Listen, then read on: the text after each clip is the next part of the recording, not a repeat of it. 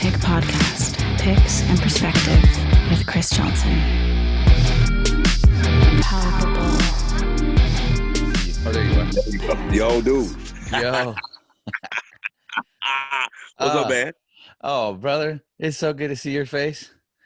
Man, you know what? It's good to be seen, man. I ain't gonna lie to you. In the wake of all this going on and just such mayhem and chaos, man, just trying to find some sanity, within oneself is a priceless gem, as they say. But yeah, things are going good, man. How about you? Well, things are good here too.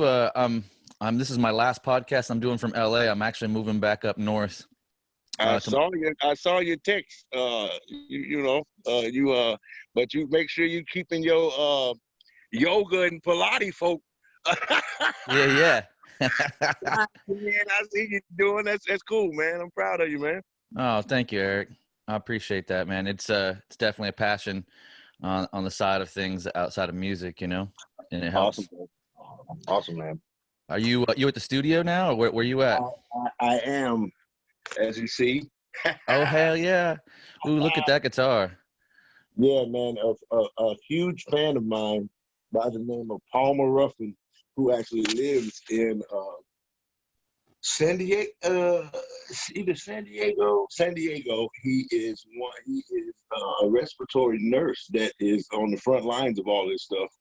And he had this guitar made for me, and it has my face and everything on it. Whoa. And he had it built like that. It's all the way up the side. And if you turned it on the back side, it got me on the back too. Whoa. It's crazy. And it got me on the neck nameplate. What? It's insane, bro. Oh, wait a minute. Let me see. There it is. Whoa. That is some attention to detail. I wonder how they did that. That is crazy. It is insane, bro. It is crazy. And then I'm at the bottom down there. So if you look at it that way, the whole it's insane, man. It was I love that. Palmer Ruffin, a good friend of mine. And is that a Fender or is that a custom guitar? It's a Fender, actually. He had it all custom done up by the Fender shop. Amazing. Yeah. So I just have this one with me at the moment, but I am at an undisclosed location working on this acoustic album that I can't say when it will come out, but it just hit me to work. It dawned on me to go ahead and work on it. And I've been in for like almost 3 weeks, man. And I got like 20 songs in.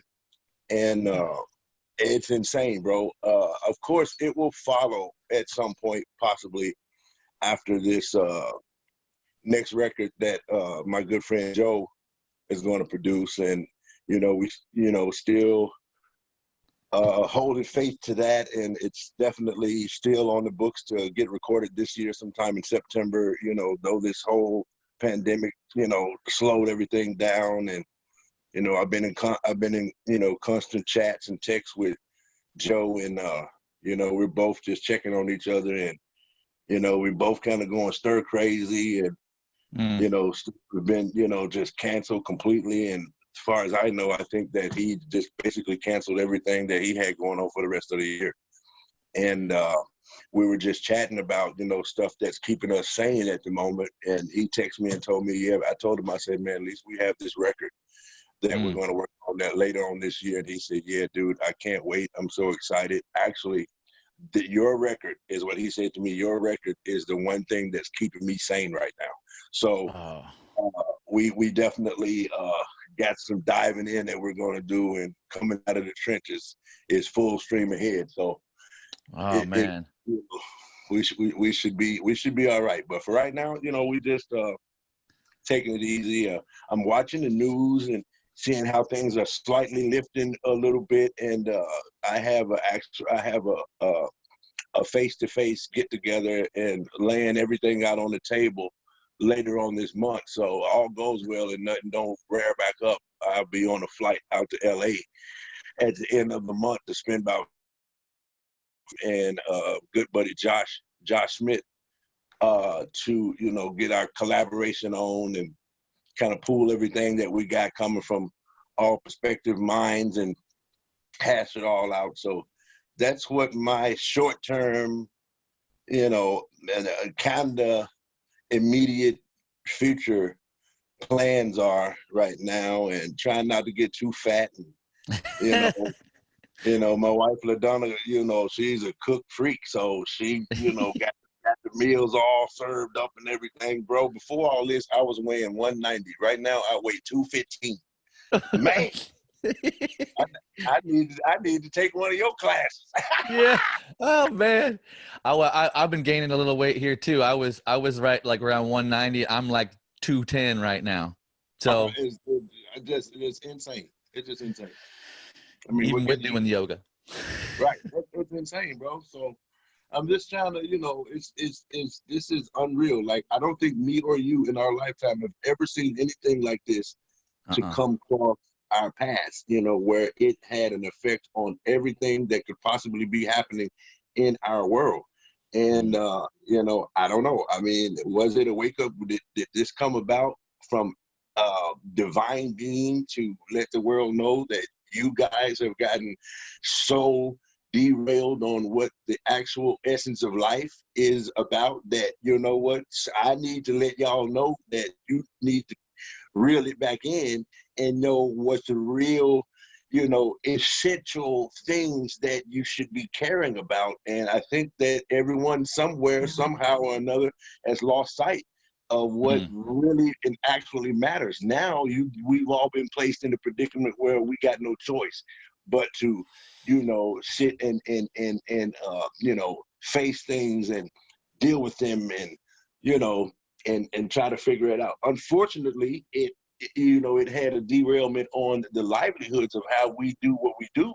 And, you know, it's forced us to come up with creative ways to try to, you know, keep some currency and keep the bills paid. And unfortunately for musicians, it's the toughest shit ever to register as a citizen and get any sort of assistance because of the line of work that we do. Now there are some agencies that have come up and sprouted up and created some sort of domain areas to provide assistance and help and stuff like that to entertainers and people of all walks of life in that aspect. And you know, they're trudging, but you know, it's not as abundant as, you know, the masses of people that work and all of that. But at the same token, Chris, I think that you would agree with this. We still are tax-paying people, you know, and we fall in the tax-paying category.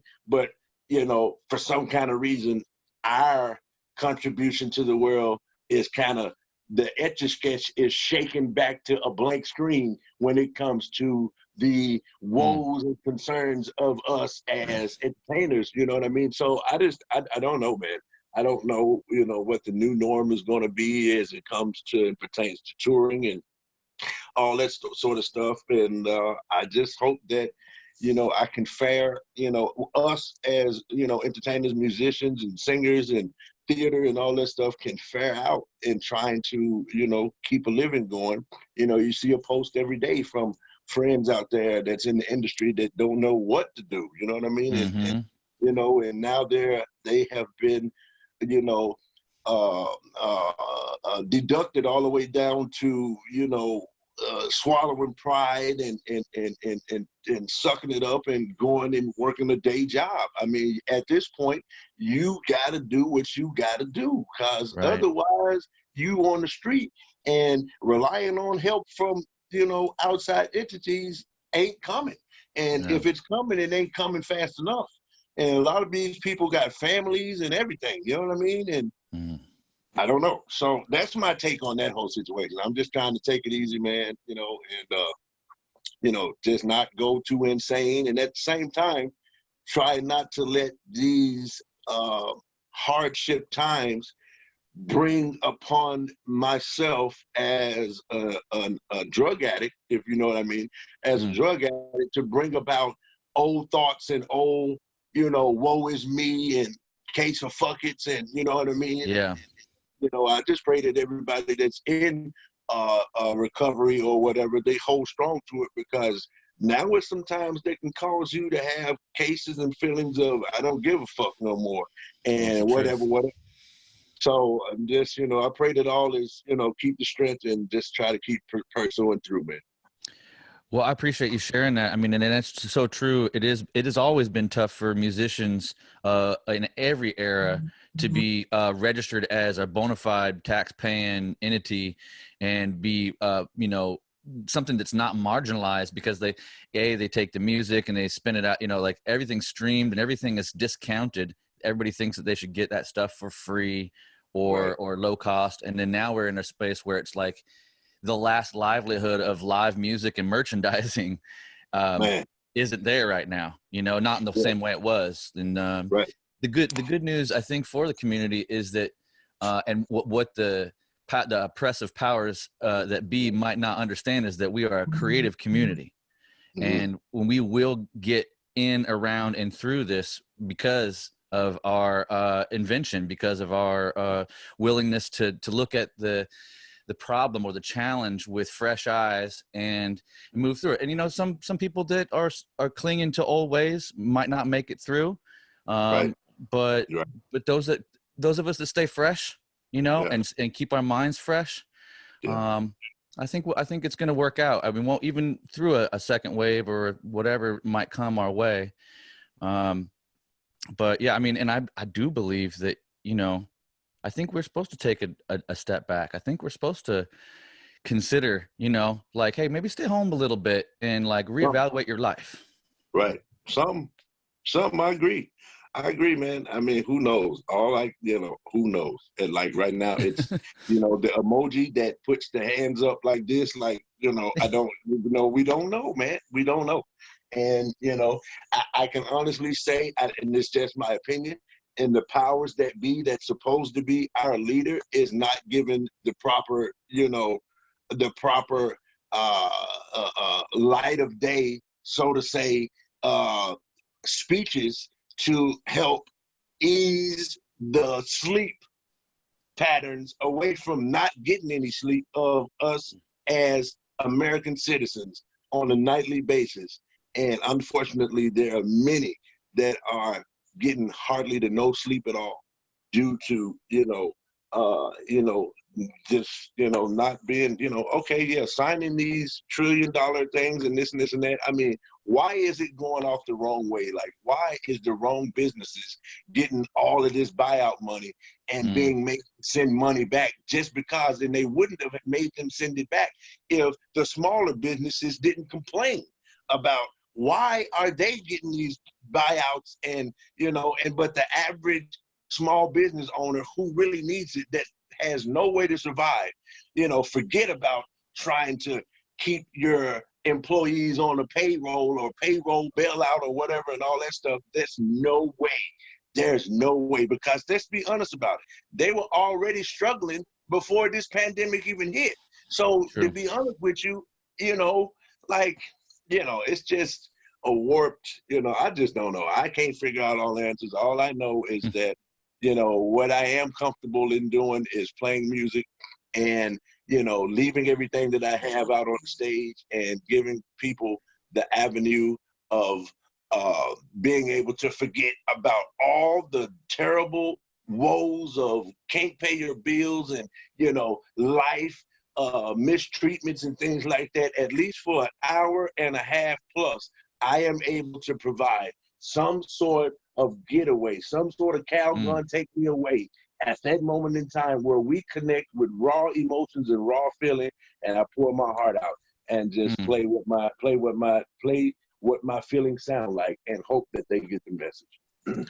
Well, I'll testify to that. I've told you many times that that your playing and the way that you do what you do and how you showed up in this world affects me deeply when I see you play. And I'm still feeling reverberations from our first hang at the Dunlop sessions when I sat next to your wife, LaDonna, that sweet woman. And I had known only a little bit about you at that time. And the guys at Dunlop had all said, "Oh man, Eric's he's a madman. Like, just wait till you see him play live, you know? And then we got there and we set up at that session, and I felt so good about everything. And you hooked up with Aaron and what's the bass player's name? Steve Evans. Yeah, Steve Evans. You hadn't even played with them in a while, and you guys were just messing around. And I tell the story to a few friends because I've been in so many sessions. I've been hundreds of sessions, sitting there with video cameras and lights and everything ready to go, and watch all these great players do take after take after take to get a song right. And I watch you guys humbly just hang out, warm up a little bit, and be like, hey, are you guys ready? Let's try it out one turn. Okay, let's do that one tune. And then I sat there aghast, tripping on how good that first take was, and I was like, "What you want to do?" And you're like, "Yeah, nah, I'm good. That was fine. Let's do the next one." And then there was not one second take of any of those 4 songs that day. And there's a 4th song somewhere that we haven't released, but you know, like, and I was just like, I'm still reeling from that reverberation because I've been in all these other sessions, and to watch you be so sure of yourself. And I don't know what happened, you know, exactly in your life that allowed you to be so confident. Maybe it's your devout belief in God and your overcoming of all these challenges. Maybe you can speak to that a little bit. But I tell you, each time I hear, and then all these different times we did the thing at NAMM where you came and sat in the booth, and I was like, "What are you going to play?" And you're like, "I don't know." I mean, like, you look over at Mono Neon or whoever else is sitting there, and like, how about just like you start vamping on something and you guys just start falling in, and there's this moment I see often in some of my favorite performances of yours is that your eyes kind of roll back a little bit, and it's like you're receiving a transmission, and I think that you're right, you know, like your creative ability and gift is to lift us up, you know, to be someone that has the gift to give that kind of and it's not just a distraction, but it's an inspiration. Wow. You know, man, I truly appreciate that observation. And not until 2 minutes of you talking about that story did it not dawn on me that you actually were there as pretty much a damn director. You was very involved with making them Dunlap sessions happen, and people talk about that so much, and now it even came back to me that it was like a godlike moment. You know, because the vibe and the emotion and everything that was felt amongst that room of us 4 or 5 people was so intense, as if it was a stadium of 100,000 people, and it was, you know, it was surreal to actually be brought back to that moment in time. I appreciate that. Also, you know, you asked me to speak on, you know, the transmittance of that and how that happens. Actually, you know, there is a point of so much. Let me preface it with this. The most worst times in life, as it pertains to me, is the most intense creation bed, believe it or not, for me. My loved ones that's passed away, thinking about times that, you know, I wanted to take myself out. And when all of those things come into my mind, it makes me dive that much deeper into that bag of emotion that is, it's unadulterated. It is very undeniable that I am playing from a point of sheer raw, I would like to say pain, because generally it's a point of pain that I'm playing from. Now, playing from a point of pain brings me to an absolute point of joy. Now, by saying that, that quote in itself is enough to be stamped with big quotation marks around it. Because for me, again, pulling from a point of pain helps me wind up in a complete place of joy. Because after you have gone through such emotion of stuff that has encountered in my life, that I have been through, and I don't understand. I said this in a podcast yesterday with my friend Mike Zito. I don't understand how that I am sitting here holding this phone, having this conversation with you, and hadn't been long ago had somebody reading my eulogy. To be honest with you, I don't understand how that is. What makes me feel like the reason that I'm still here is because of the fact that I haven't died yet. So that me to die at that point in time was not the end of my story. So that is such powerful information to take with me going forward. Especially, I thought for the longest that playing music and being gifted in what I do was my sole purpose in life. No, it's not. And that came within the last 4 years once July 15th of August 6th of 2016 came, and that was my sober date, as my sober birthday. And once that came, dude, I promise you, it got even more deeper once I lifted the cloud. Once the cloud got lifted away, and just for that to I just can't believe that. So I remember what I was saying. My point in life and my purpose in life was to tell my story every single night before the show on that stage, and let every single person know this is what I've been through. And this is the magnitude of the depths that I fell deep into. But now you see a person standing in front of you that telling you that some kind of way I came out. I came out with another opportunity to come even harder than before. And I think that is the purpose that I went through everything that I went through and not die, just to give this new audience, anybody that come and watches the show, to let them know, if not you yourself, I bet you a close family member or a friend that you know is going through right now what I'm telling you that I went through before. And I want to allow you an opportunity to let the tears fall from your face. Let them fall from your face and let you know that you're not alone. So you now can watch and witness this new creation that's on this stage, giving you everything that I have while I play, while the tears roll down my face, and you understand exactly where I'm coming from. So for that, it's really emotional for me to be able to try to talk about that. And I just try.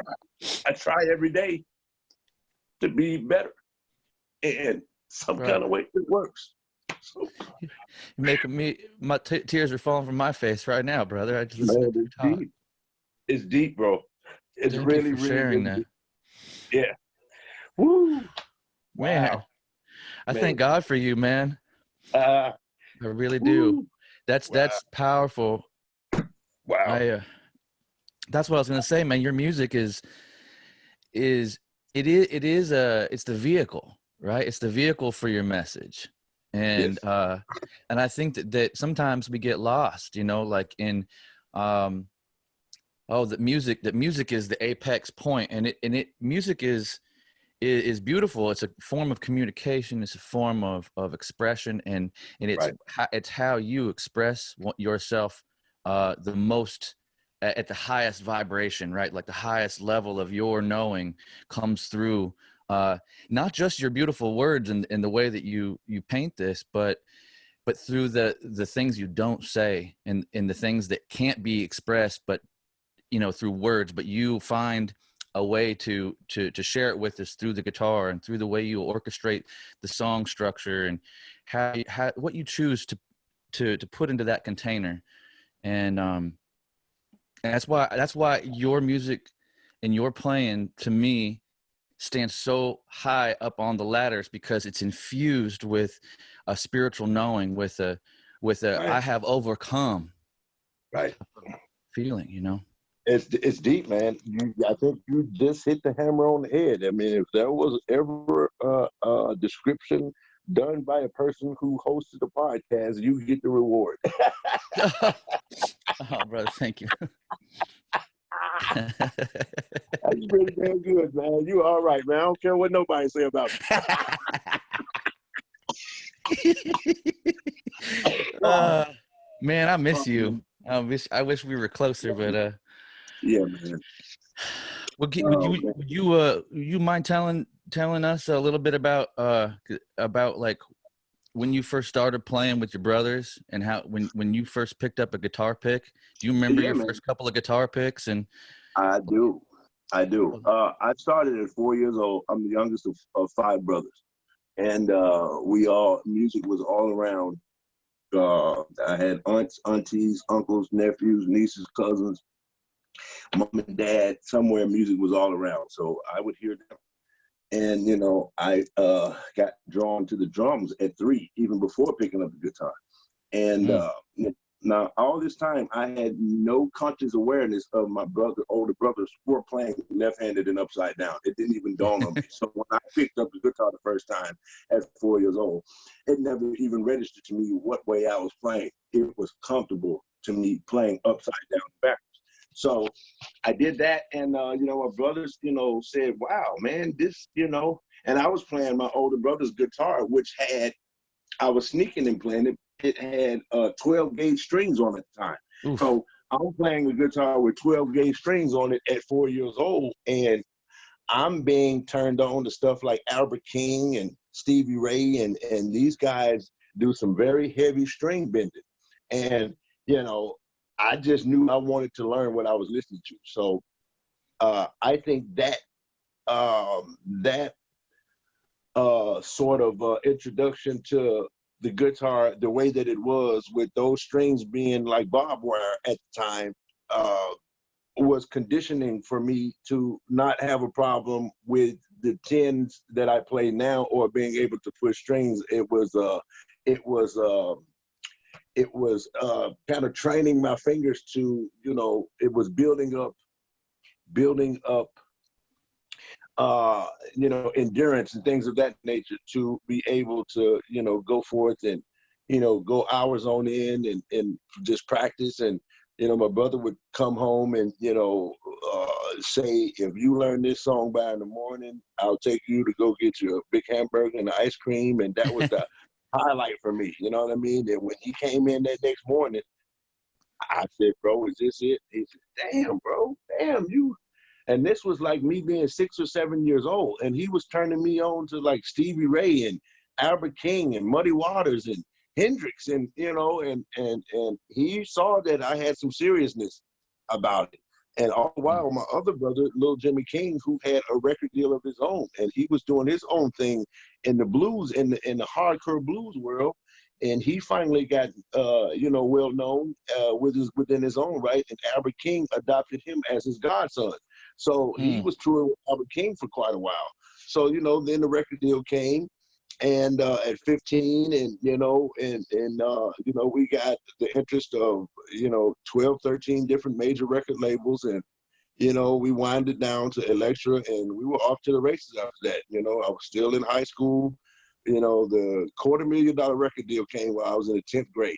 So we did that. And I would tour on the weekends, be back in school, be in marching band. I was in marching band rehearsal every day till about 6 or 7 o'clock. I would leave that, go to the studio, record all night, and come back to school. So it was like I was juggling quite a bit of stuff, as a youngin', you know what I mean? So that happened, and 2 records ensued, and then there came, a point that, I got really disappointed in a conversation that was had between us and the then record label president of Elektra. And it basically it really broke my heart. We had recorded the second record of what we thought that was fantastic. He flew us to New York just to put us in a conference room to tell us he didn't like the record, do it over again. And that just broke me down, man, in a bad way. And shortly after that is where, you know, I started, you know, finding comfort in street life. And, you know, I started doing rap stuff with 666 Mafia and all kinds of stuff were to ensue. And, you know, that's where the, you know, serious drug part of my life, you know, that's where it was birthed. And it was you know, I say that, you know, my first time trying cocaine was the worst decision that I ever did. And it took me on a run that I would have never known that carried me out for almost 30 years after that. And you know, a lot of neglect, you know, of everything, hygiene, self-appearance. You know, it took my teeth out away, and just I was, you know, I would have to. When somebody said that this is Eric Gales, people didn't believe me. I had to pull my ID out for someone to believe that it was me, because I looked so, you know, I was basically gone. I was a zombie for a long time. But, you know, after all that, you know, things came about, and, you know, life got turned around. So thankful so that it did. And, you know, I just began to, you know, finally I tried to get it together, but do it my own way, and that didn't work, and I'd fall back in.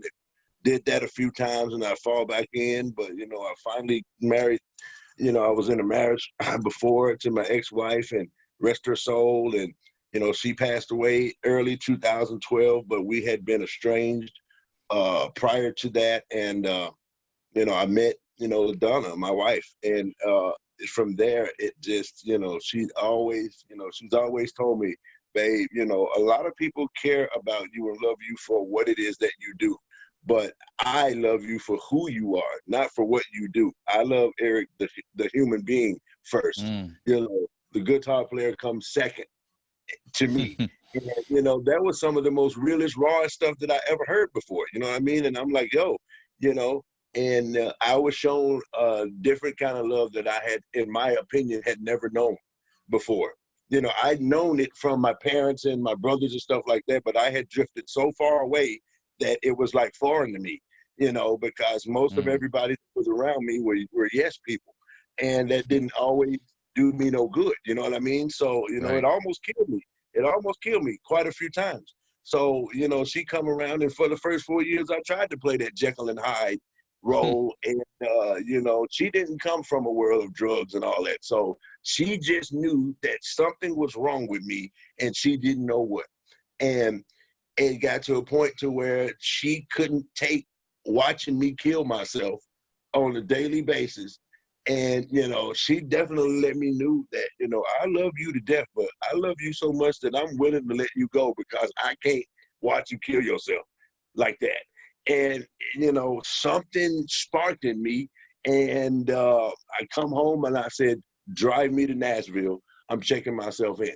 And she didn't believe me, because I'd said it a few times before and wasn't serious. So it's a 7-hour drive from Greensboro, North Carolina to Nashville, Tennessee. And she thought just for sure that I was going to get out at a rest stop on the way and not come back. And, you know, but when we pulled into that facility and I went in and I told her, I said, babe, this is it. I said, I can't follow you back out that door because I have to stay in here. So when she knew that I was serious, it was then at that point when she had to drive 7 hours back home with the thoughts of, because we'd never been apart. We've always been together. So she went back home and just cried, man, just cried the whole way. And, you know, but who would have thought that it took, and July 15th will be 4 years for me. And I never would have thought I could put together 4 days, bro. So to be, you know, let alone 4 hours, to be honest with you. 4 hours was a real stretch to ask me to not do no dope for 4 hours, bro. I'm talking about you got a real fight on your hands, and I'm doing everything to defy you. But, you know, things turned around, man, and accolades, and, you know, but the thing I realized is that, man, everybody in this world that wanted to have some association or dealings with me or do business with me, everyone had been waiting on me to get my shit together. And as soon as it happened, you know, stuff started falling in. it started coming. And I started to realize a life that I kind of remembered before the dope, but I just don't. It's hard for me to even put together the person that's now, and the person that's now.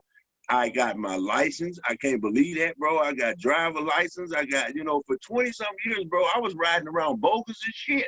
You know what I mean? I like, fuck. I was behind in like 40, 50 grand in child support, back payments. All that shit's paid off, bro. And like, I can't believe it was her that helped me realize, babe, the sooner you get this stuff out of the way, then you can begin to, you know what I mean? You will have a free sit, bro. I got four credit cards of my own. Like, I just don't, bro, come on here, man. I don't understand it. I don't understand it. I really don't. It's not meant for me to understand. It's just meant for me to do my part. Try to be better than I was yesterday. Everything, allows itself to take care of itself. So those are things that I share with you guys that are really proud moments in my life as a human being now. Yeah, all the number one on Billboard and, this most recent, 2 times in a row, BMA Blues Rock Award that I just got last week, a week and a half ago. Like this is all fantastic to me. It's all beautiful. It's a wonderful thing, but I find more happiness in the individual things that's happening to me as a human being. You take all of that away, the stuff that's happening to me as a man. You know what I mean? The stuff that's happening as a man makes me very proud. So you take both of those and put them together. I'm flying higher than I have ever been high in my life with things like this that I can say that has been accomplished. That's amazing. It sounds like, if I had to sum that all up, that love came and turned it all around. Turned it around, man. That was it. Turned it around. I'm so thankful for you meeting LaDonna and her being so honest and compassionate towards your predicament and seeing through the whole performer thing and really wanting to know and get and help a person that she saw that needed it and it was all about love. She had to love you until you were ready. Yep. It wasn't an easy task. Now, don't get me wrong. It was not an easy task for her. And, she wanted to dip a time or two. But I'm you sure. know what? He hung in there, man. He's like, man, you know what, man? I see. She knew and saw the person I could be the moment that we met. And when she met me the first time, she was in the crowd in Greensboro, and she said, the first time I saw you play, I didn't even know you, but I didn't even know your story. But I felt everything that you had been through in your life by the emotions of how you were playing. So she knew that I had a story. Like, she had no idea who I was when she first saw me play, but she sensed that there was something deep and very emotional about me from how I performed, and that's how we met. So that day, when we got a little bit acquainted later on that evening, I told her, I said, man, I just met you today, but for some reason, something is telling me that I need you. And I don't know why I'm telling you this, but for some reason, something is telling me that I need you. Almost 8 years later, here we go. And, we both had to go through the ringer. No doubt we did. But now the answer has come after these many years later of the reason that we see the significance of when I told her I needed you, how it came into life. Oh yeah, it's all clear now. Yes, sir. And can you speak to what your relationship to guitar picks has been through the years? Like, that's kind of one of the little things I like to get the story about. It's like, do you remember your first couple of guitar picks, and was it one of your brothers that maybe showed you how to use one? My guitar picks have always been the regular medium guitar picks, before I even got into this is my homeboy Benji right here. Say, hey, that's one of my Benji. Yeah, man, that's How you doing, Chris Johnson. He was He was a rep for Dunlap for years. He is a rep for Kiesel Guitars now. Yeah. Yep. Oh, and, sweet. Yeah, he's a good dude, man. Real good dude. So You know Neil Zaza, yeah? I don't know him personally, but the company has had a long relationship with Neil for sure.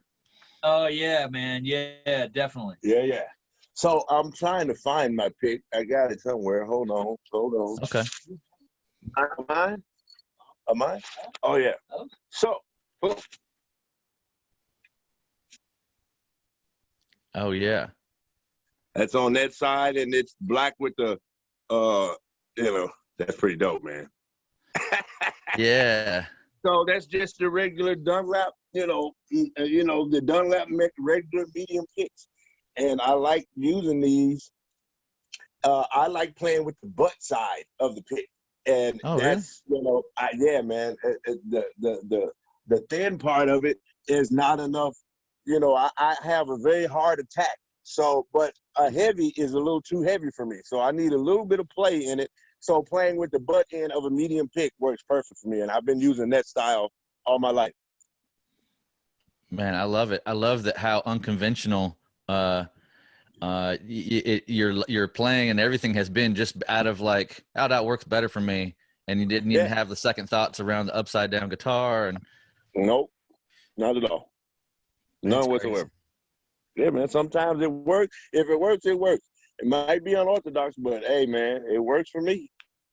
That's right. Well, and that's a great testament to a lot of folks out there that might be trying to find their way with music and playing, that even though there is a lot of traditional ways and the ways that the most of the people, the majority of people do a certain thing, doesn't necessarily mean it's the only way or that it's necessarily the right way for you.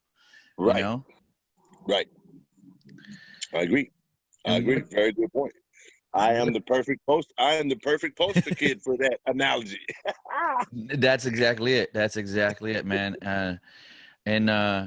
What would you say? Have you been like? Do you listen to music, other people's music, while you write and while you're putting stuff together, or do you? It just all depends, man. Sometimes, generally, it just pops up out of sitting down and going for it. That's where a riff will come up, and I'll turn that into a groove, and then try to put a B verse to it. But it's always generally with me, the music comes first before, I may have a melody for something lyrical or something like that. And I've always liked to collab with people as far as, telling them what I want to write about and what this is about. And I may even have a melody vocally for what I'm trying to do. And, I have no problem with collabing with people. So, I think two heads are better than one, but the music part is what always comes to me first. And it basically generates like that. That's awesome. And that record that you're talking about earlier, that's with Joe Bonamassa, correct? The electric record, yeah, not the one that I'm at a disclosed location about. Yeah. Not at the acoustic one, but right. the electric record. Yes, sir. That's so cool, man. I'm so glad that you guys are working on that. Yeah. Do you have any? What have you been listening to lately, though? Do you have any favorite players or albums that you could recommend for people to check out? Maybe we don't know about. Man, I can't say that I know specific albums, but I will say Marcus King, definitely. I'll say Gary Clark, my dude. I'll say, I'm always, John Mayer, Eric Johnson, and these are anything that you could just blindly pick of any albums that these people have. And, it's such a vast variety of stuff that may happen. But on any given day, man, my radio station is set on the urban station. You know what I mean? So I like a lot of urban, Drake, 2 Chainz, Lil Wayne, you know what I mean? Like I'm a huge fan of that stuff too. And if you knew that about my background, you could tell some of the nuances of it when you see me in a live show, that I incorporate parts of, not directly, but indirectly, the nuances of that influence comes along too, along with the gospel and, little jazz, little country western. I mean, it just, at any given time during the show, any one of those different influences will pop up, no matter what it is that I'm playing at the time, and it'll pop up. I like it all. You know, Delta blues, everything. You know, from King's X to you know, everything, man, everything. Zach Wild to, you know, it's a big melting pot of a bunch of shit that will pop its head up at any time. That's awesome. And I'm curious, were you raised in church or in a gospel setting, or did you find like Christianity absolutely. And all that later? Absolutely. I was raised in church. I was in church at least 2-3 times a week, maybe more than that. My mom was held a very high seat in a Church of God in Christ denomination, and you know, it was, you know, and I was playing bass with my uncle because he was a guitar player at church, and I accompanied him on bass from the age of 6, 7, 8, 9 years old, you know, for a long time. So gospel is the most deep-rooted influences that I would say that engulf me the most is gospel and blues. So those two, and music-wise, the old traditional gospel and old traditional blues, music-wise is the exact same thing.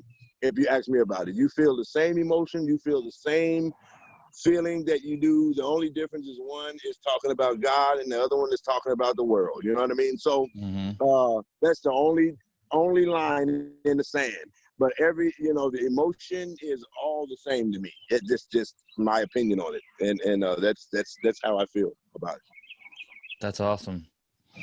That's good to know, man. That's good to know, and good to hear how positive you're able to stay during this time, and keep working and listening for what the transmission is. And it sounds like you've got this transmission for this acoustic record right now. Dude, I'm telling you, mark my words by telling you that when this record come out, remember how I told you that, dude, it's insane. And it's insane. It's all, I can tell you this much. It's all stripped down with nothing but acoustic and fat ass vocals. That's all I can tell you. Yeah. That's it. It's, you know, it's crazy, bro. It's crazy. I'm excited about that. I'm excited. Well, Eric, man, I really appreciate you taking the time with me today. And you know, just like keep in touch and let me know where I can find the music when it comes out. You know, I know you guys are always posting and being good about that. Congratulations on all the awards, man. What a great honor to see you be lifted up by the community and recognized. I'm so thankful for that.